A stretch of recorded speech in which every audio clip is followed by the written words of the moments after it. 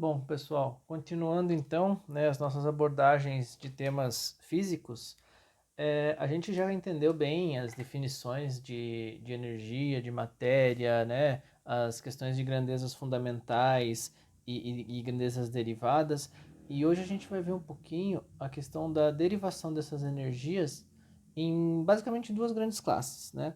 Energia do repouso e a energia do movimento, tá?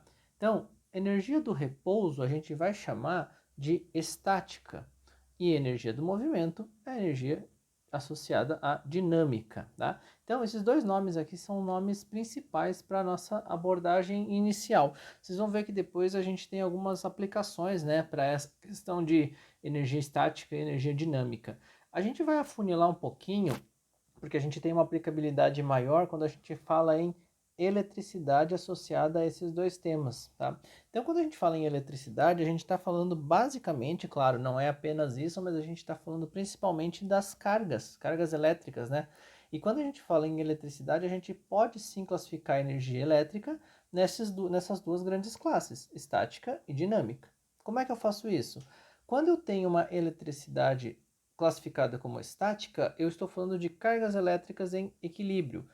Quer dizer que elas estão paradas? Ó, tem que cuidar muito com esse termo, tá? Equilíbrio a gente pode associar a quantidades constantes, concentrações constantes, mas eu não estou falando que esteja parada, tá? É um conceito até que a gente mescla muito de conceitos físicos e químicos, né? Então a gente tem aí uma área intermediária chamada de físico-química que trata desses assuntos aplicada nos dois campos, mas a gente tem que lembrar sempre que estático está associado a repouso, está associado a equilíbrio, mas não quer dizer que não possa se mover, mas a gente tem quantidades iguais, ou seja, a gente tem que diferenciar eletricidade estática de dinâmica quando a gente tem uma necessidade na eletricidade dinâmica de que estas cargas que não estão em equilíbrio, ou seja, alguém está em excesso, precisa necessariamente se movimentar para atingir essa condição de equilíbrio, né? Essa condição aí que a gente volte a ter as quantidades constantes.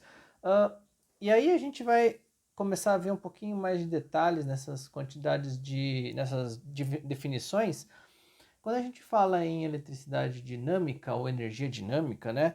A gente vai abordar alguns conceitos, por exemplo, diferença de potencial e corrente elétrica. Quando a gente fala em diferença de potencial, a gente pode lembrar, pode tentar relacionar com a existência de dois potenciais, né, sendo eles interno e externo ou de um ponto e de outro, e essa diferença de potencial, quando ela existe, ela faz com que haja uma necessidade de que cargas se movimentem para atingir uma condição de equilíbrio, ou seja, para compensar um excesso de carga interno ou para compensar um excesso de carga externo. A gente vai lembrar sempre, né? Você vai falar, mas se compensa um, compensa o outro. Mas a gente tem que lembrar sempre que a compensação de cargas ocorre sempre pelas cargas negativas. Porque se vocês olharem bem o nome aqui, ó, a gente fala de corrente elétrica, então é corrente dos elétrons, tá? Quem se movimenta são os elétrons. Então, quem vai ser usado para compensar essas cargas são os elétrons. E é justamente isso que a corrente elétrica faz, a movimentação de cargas em meios que a gente chama de meios condutores, ou seja, é movimentação de cargas, movimentação de elétrons, onde eles conseguem se mover, tá? E o que tem a ver, né? Como é que a gente vai saber quem são os meios condutores e quem não são? Basicamente, a gente vai ter que conhecer um pouco da estrutura química desses materiais para saber se essa estrutura permite ou não que exista essa movimentação de elétrons, que exista essa dinâmica de elétrons. Mais interessante que isso é saber, por exemplo, que a gente tem aí uma classe bastante conhecida de condutores elétricos, que são os metais, né? Então, os metais aí possuem uma alta densidade de elétrons, que envolvem os cátions metálicos, ferro, alumínio, né, e todos os outros, e essa imensidão de elétrons que caminha, né, em volta desses cátions permite com que haja essa condução, então que sejam meios altamente condutores. E aí, quando a gente fala em condução elétrica, a gente tem que lembrar que existe também uma resistência elétrica. E o que seria essa resistência elétrica? Né? Se existe um fluxo de elétrons, um fluxo de corrente elétrica, essa resistência vai contra, né? Então, é uma força contrária a essa corrente elétrica. Então, é a oposição que a gente tem no meio, tá? Esse meio faz com que exista uma oposição à passagem de corrente elétrica. Como é que esse meio resiste? De novo, dependendo da sua estrutura química. Quanto maior esta resistência, menos condutor é o meio. Então, quer dizer, quanto mais eu tenho uma estrutura que não permite uma passagem de elétrons por ela, mais resistente é o meio, então eu tenho uma resistência elétrica bastante alta, tá? E aí, como é que eu vou saber que meio é esse, né? De novo, conhecendo mais a estrutura interna desse material. E aí, para falar dessa estrutura interna, a gente tem um outro aspecto, mas que vai envolver a eletricidade estática, tá? Que é o acúmulo de cargas na superfície de um corpo. Então, quer dizer, essas cargas estão ali, mas estão numa quantidade equilibrada, tá? Então, quer dizer, não existe mais essa necessidade de que haja movimentação, de que haja corrente. Então, quando eu tenho este acúmulo de cargas num corpo, eu vai falar assim para mim, tá, e como é que eu vou saber se esse acúmulo vai persistir ou não? Ou seja, se eu consigo acumular e deixar, entre aspas, né, porque a gente não tem como pegar a carga, mas deixar com que ela se acumule naquela superfície ou não. Então a gente tem uma chamada série triboelétrica. E o que é essa série triboelétrica?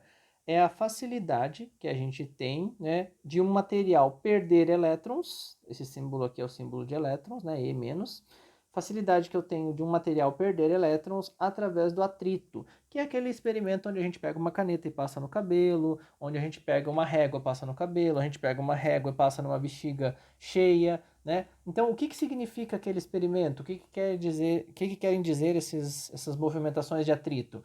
Quer dizer que eu vou passar elétrons de alguém para alguém, ou seja, eu vou desequilibrar a quantidade de cargas de um para o outro. E como é que eu vou saber a facilidade que eu tenho em perder elétrons? Através desta série, tá? Onde eu tenho uma facilidade em ter cargas negativas neste lado e eu tenho uma facilidade em ter cargas positivas deste lado. Percebam o seguinte, que é engraçado olhar a diversidade de materiais, porque a gente tem materiais aí inanimados, mas a gente tem cabelo, a gente tem pele seca, que fazem parte do corpo humano, tá?